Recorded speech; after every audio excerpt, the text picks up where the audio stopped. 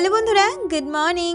আমি সঙ্গীতা। আমার নতুন আরও একটি ব্লগে তোমাদেরকে অনেক অনেক ওয়েলকাম আর ভালোবাসা। কেমন আছো তোমরা সবাই? আশা করছি ভালো আছো আর সুস্থ আছো। আমরাও না বেশ ভালো আছি। আর আজকের দিনটা দেখে বুঝতে পারছো তো, মহালয়ার দিন মানে রবিবার। আর ঘড়িতে এখন বাজে ওই সকাল 4:10 কি 15 নাগাদ। তোমাদেরকে সাথে নিয়ে আজকের ভিডিওটা এখান থেকে শুরু করছি। আই হোপ ভিডিওটা তোমাদের একটু হলেও ভালো লাগবে।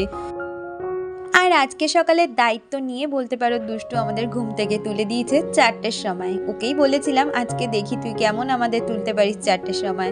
তো ওই অ্যালার্ম দিয়ে রেখেছিল ওর ফোনে আর তারপরে আমাদের ডেকে দিয়েছে। ছোটবেলায় মহালয়ার দিনের এত এক্সাইটমেন্ট ছিল যে সারা রাত্রির ঘুমই আসতো না, কিন্তু এখন কি বলতো, কাজের চাপে ঘুম আসে না এটা বলা চলে না। তবে সব কিছুর মধ্যে মহালয়া তো শুনতেই হবে। প্রথমেই টিভিতে বীরেন্দ্রকৃষ্ণ ভদ্রের মহালয়া চালিয়ে দিয়ে সেটা শুনেছি 5টা অবধি। আর তারপরে হটস্টারে ওরা মহালয়া দেখছিল আর আমরা বেরিয়ে গেছিলাম গঙ্গার উদ্দেশ্যে। আমার হাজব্যান্ড প্রতি বছরই কিন্তু আমার শ্বশুর মারা যাওয়ার পর থেকে তর্পণ করে, তো সেই কারণে কিন্তু আমরা বেরিয়ে গেছিলাম গঙ্গার উদ্দেশ্যে। তোজো বলেছিল প্রথমের দিকে যাবে, তারপরে বলল না আমি দিয়ার সাথে বাড়িতেই থাকবো, আমি মহালয়াটা দেখবো। আমি বললাম ঠিক আছে, কারণ আজকের দিনে যা গঙ্গায় ভিড় হয় পা রাখার জায়গা পর্যন্ত পাওয়া যায় না। আর বাচ্চা কাচ্চাদের নিয়ে গেলে না খুব অসুবিধা হয়। দুষ্টু যেহেতু 1 বছর হয়নি, ওর যেহেতু এখনো কাল অসহ্য রয়েছে, তো সেক্ষেত্রে ও তো গঙ্গায় স্নান করতে পারবে না। তো সেই জন্য দুষ্টু বলেছে আমি যাব না, যদি গঙ্গায় না স্নান করতে পারি তাহলে আর কি করতে যাব। আর ও আছে বলে তোজো আর যেতে চায়নি। এখন জানো তো, তোজোকে বাড়িতে রাখাটা বেশ সুবিধাই হয়েছে দুষ্টু আসার পরে। আগের বছরই জানো তো, সেই মহালয়ার দিন এত বৃষ্টি, সেই বৃষ্টিতে ভিজে ভিজে আমরা 3 জনে গেছিলাম গঙ্গায়, আবার গঙ্গা স্নান করে আবার ভিজে এসেছি। আজকে আর আমি জানো তো গঙ্গায় স্নান করিনি, এত ভিড় আর সব মানুষের এত সব লোকেদের ভিড়, তো আর ওর মধ্যে না স্নান করতে আমার একটু খুব বিরক্তিই লাগে বলতে পারো। আর গঙ্গা স্নান এই বছর আমি প্রচুর করেছি, তো সেই কারণেই হাজব্যান্ড বলল এই বছর আর তোমাকে এই ভিড়ের মধ্যে গঙ্গা স্নান করতে হবে না। তোজো থাকলে একরকম, কিন্তু একা একা আর কি স্নান করব, ও তো ওর মতন স্নান করে তর্পণ করবে আবার স্নান করবে।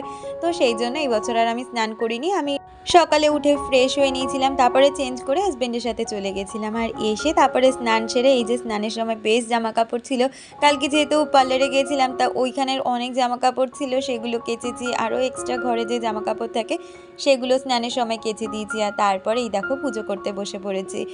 আর তোমরা তো জানোই সকালে বাসি কাজটুকুই কিন্তু আমার হয়, তারপরে কিন্তু পুজো দেওয়ার আগ পর্যন্ত আমি কোনো কাজ সেইভাবে করতে পারি না আর মনও দিতে পারি না।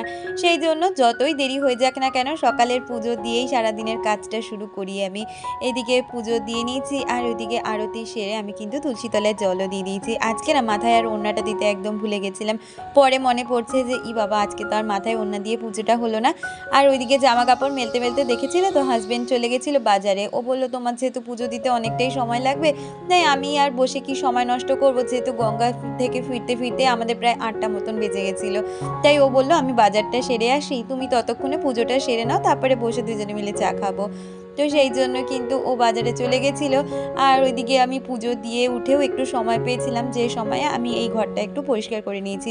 দুষ্টু যদিও বা বিছানার চাদর মশারি এগুলো গুছিয়ে রেখেছে, কিন্তু ওই যে দুজনে মিলে তো আবার শুয়েছিল মহালয়া শেষের পরে, তাই বিছনাটা একটু উলট পালট হয়ে রয়েছে। আর ওটাকে এখন গুছিয়ে নিচ্ছি। আর এই করতে করতে হাজব্যান্ডও চলে এসেছিল। আর দুষ্টু আজকে একটু দুধ চা বানিয়েছিল, তাই হাজব্যান্ড আর আমি দুধ চা খেয়ে নিয়েছি। আর তারপরে ওই শ্বশুরমশাইয়ের ঘরটা গুছিয়ে সোজা চলে যাব রান্নাঘরে, আগে টিফিনের জোগাড়টা করে নেব। প্রথমের দিকে হাজব্যান্ড যখন গঙ্গা থেকে আসে তখনই বলছিল চলো আজকে কচুরি নিয়ে যাই। আজকে কচুরির দোকানে এত ভিড় ছিল, আর দেখবে অকেশনের দিনগুলোতে যেন মিষ্টির কচুরির দোকানে এত ভিড় হয়। তো আমি বললাম বেকার আর পয়সা খরচা করে কচুরি কিনতে হবে না, বাড়ি চলো আমি লুচি করে নেব। আমার না কচুরি খেতে তো ভীষণই ভালো লাগে, কিন্তু ওই ছোট ছোট কচুরি 6 টাকা 7 টাকা দিয়ে কিনতে ভীষণ গায়ে লাগে। আর তারপরেও বড় কথা কি বলতো, লুচি না একটা মানুষ 10টাও খেয়ে নিতে পারে, কিন্তু পয়সা দিয়ে কি মানুষের কচুরি 10টা কখনো খেতে পারবে, যতই খেতে ভালো লাগুক না কেন। তাই হাজব্যান্ডকে বললাম আজকের দিনটা লুচি তরকারি খেয়ে নাও, পুজোর আগে আমি তোমাদের কচুরি করে বাড়িতেই খাওয়াবো, আর কিনতে হবে না। আমি কচুরি যে ময়ামটা দেয় বা ওদের ভিতরে যে পুরটা দেয় সেটা বানিয়েই আমি তোমাদের কচুরি করে খাওয়াবো। তো এই হয়েছে ব্যাপার। তো দেখো এদিকে আমি কিন্তু আগে ঘরটা গুছিয়ে নিচ্ছি। ওই যে তোমাদের বলি না, ঘরটা গুছানো থাকলে রান্নাঘরে যতটাই সময় লাগুক থাকুক না কেন আমার কোনো সমস্যা হয় না, কিন্তু ঘর যদি অগোছালো হয়ে থাকে রান্নাঘরে কাজ কতক্ষণে শেষ করব সেই দিকে চিন্তা হয়ে যায়।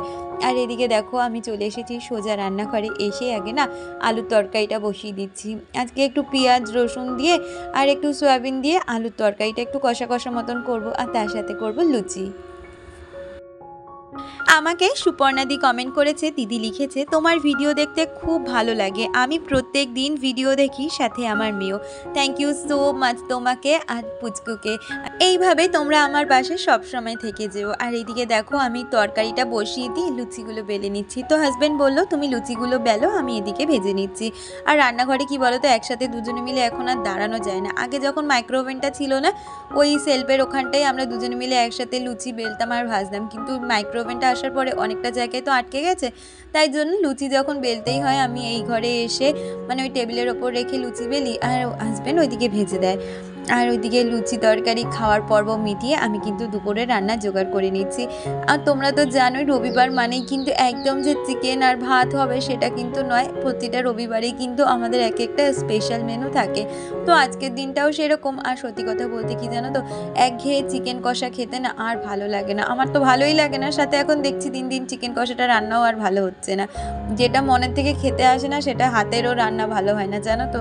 তো হাজব্যান্ড বললো আজকে তুমি একটু যে চিকেন চাপটা করো সেটা তো তুমি খুব ভালো বানাও, তুমি আজকে চিকেন চাপ করো, আর তার সাথে কিন্তু আজকে করো পোলাও। তো আজকে কিন্তু গোবিন্দভোগের চাল দিয়ে পোলাও করবো না, আজকে আমি কিন্তু বাসমতি যে রাইসটা হয় সেটা দিয়ে পোলাওটা বানাবো, একদম অন্যরকমভাবে তোমাদের সাথে শেয়ার করছি। তার আগে চাটনিটা বসিয়ে দিয়েছি।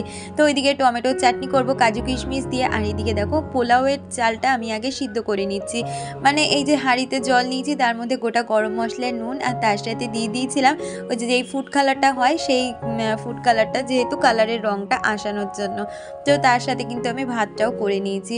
আমি কিন্তু পোলাও এইভাবে কখনোই করিনি, আজকেই ফার্স্ট টাইম ট্রাই করছি, তবে খেতেও কিন্তু ভীষণ ভালো হয়েছিল। এমনি অন্যান্য দিনে আমি যখন পোলাও করি সমস্ত কিছু একেবারে মেখে তারপরে চালটা ভেজে পরিমাণ মতন জল দিয়ে রান্না করি, সেক্ষেত্রেও ওই পোলাওটার টেস্ট অন্যরকম হয়, যেহেতু গোবিন্দভোগের চালের ফ্লেভারটা থাকে সেই জন্য। আর বাসমতি চালের পোলাওটা না এরকমই খেতে হয়, আমি অনেক নেমন্তন্ন বাড়িতে এরকমই বাসমতি চালের পোলাও খেয়েছি, আর সেম কিন্তু আমারটাও আজকে হয়েছে। আর তেলটাও অনেকটা কম দিয়েছি, সাথে ঘিটাও। আর এইদিকে ম্যারিনেশন করে যে চিকেনটা রেখে দিয়েছিলাম, তারপরে জানো তো আমি ভয়েস ওভারের কাজ বা ভিডিও আপলোডের কাজটা সেরে নিয়েছিলাম। আর এখন চলে এসেছি রান্নাঘরে। আগে তো চাটনিটা বসিয়ে দিয়েছিলাম, ওইদিকে ভাতটাও হয়ে গেছে, সাথে যেই ম্যারিনেশন করে চিকেনটা রেখে দিয়েছিলাম সেই চিকেনটাই এখন রান্না করে নিচ্ছি। তোমাদের তো এর আগের ভিডিওতেও আমি শেয়ার করেছিলাম আমি চিকেন চাপে কি মশলা দিয়ে ম্যারিনেশন করি, তো সেরকমভাবেই চিকেন চাপটা করছি। আর চিকেন চাপ করতে জানো তো অনেকটাই সহজ প্রসেস, আর তাড়াতাড়িও হয়ে যায়। আর এদিকে দেখো আমি পোলাওটা বানাবো, সেই জন্য কিন্তু আগে আমি কড়াইতে কাজু কিশমিশটা ভালো করে তেল দিয়ে সাথে ঘি দিয়ে ভেজে নিয়েছি, আর তারপরেই তেলের মধ্যে একটু আদা গ্রেট করে দিয়েছিলাম, আর তার সাথে কিন্তু যেই ভাতটা করে রেখেছিলাম সেই ভাতটা দিয়েছি। আর ভাতের মাঝখান বরাবর কিন্তু আমি কাজু কিশমিশ ভাজা আর তার সাথে কিন্তু চিনি দিয়েছি, আর নুনটা যেহেতু ভাত যখন করি তখনই দিয়েছি, তাই নুনের আর এখন প্রয়োজন নেই। আর তারপরে আবার ওপর দিয়ে আর একটা লেয়ার দিয়ে দমে বসিয়ে দিয়েছি। আসলে বলতে পারো এটা দম পোলাও। তো এরকমভাবে কিন্তু আজকে পোলাওটা রান্না করছি, সেক্ষেত্রে কিন্তু খুব টেস্টি হয়েছিল, তেলের পরিমাণও যেমন কম ছিল আর খেতেও অপূর্ব ছিল। তবে যে খুব মিষ্টি হয়েছে সেটা কিন্তু নয়, পোলাও আবার একটু মিষ্টি মিষ্টি ভালো লাগে, আজকে আর একটু মিষ্টি দিইনি, কারণ চিকেন চাপটা না ঝাল কম হয় আমাদের বাড়িতে, একটু মিষ্টি টাইপের হয়, তো সেই জন্য। আর এদিকে রান্নাবান্না আমার সমস্তটা কমপ্লিট হয়ে গেছে, সাথে এখন রান্নাঘরটাকেও পরিষ্কার করে নিচ্ছি। আমাকে কালকের ভিডিওতে মিতালিদি কমেন্ট করেছে, দিদি লিখেছে খুব ভালো লাগলো দুষ্টুর হেয়ারস্টাইলটা, তোমারটা ভালো করে দেখিও, হাতটা দারুণ হয়েছে, খুব ভালো থেকো, ভালোবাসা নিও। অ্যাকচুয়ালি দিদি আমি না হেয়ারস্টাইল বলতে শুধু দুটো লেয়ার দিয়েছি পিছন দিকে, যেহেতু আমার একদম চুলে ভলিউম ছিল না, গোছটাও কম, তো সেক্ষেত্রে পিছন দিকটা সেরকম আমি কিন্তু কাটিং করিনি, শুধু নিচের দিকটা বেশি করে কেটেছি। আর সামনে একটা লেয়ার দিয়েছি যাতে মুখের মানে ফেস কাটিংটা যাতে একটু অন্যরকম লাগে, সেই জন্য। একঘেয়ে তো সবসময় আমি পনিটেল করেই রাখি, এবারে ভাবছি মানে সামনের লক্স আমি কখনোই সেইভাবে কাটতাম না, এবারে লক্সটা রেখেছি যাতে মুখের কাটিংটা সুন্দর লাগে, সেই জন্যই।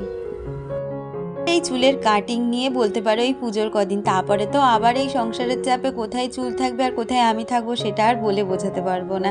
তো যাই হোক, কথা বলতে বলতে রান্নাঘরটা পরিষ্কার করে নিচ্ছি, আর এখন ভালো করে মুছেও নিচ্ছি। আমাকে ঝিলি কমেন্ট করেছিলে, ঝিলি লিখেছিলে তোমাদের হেয়ার ট্রিটমেন্ট করার পরে সুন্দর লাগছে আর নেকলেসটাও খুব সুন্দর হয়েছে। থ্যাংক ইউ সো মাচ ঝিলি, এইভাবে পাশে থেকো। আর এই যে দেখো এদিকে দুপুরের লাঞ্চ কিন্তু রেডি, আর তারপরে দুপুরের লাঞ্চটাও সেরে নিয়েছিলাম। আর বিকালে জানো তো এখন প্রতিদিনই একটু এদিক ওদিক বেরোনো হচ্ছে, আজকেও বেরোনো ছিল। তো তার আগে সন্ধ্যেটা দিয়ে নিই, তারপর একটু বেরোবো।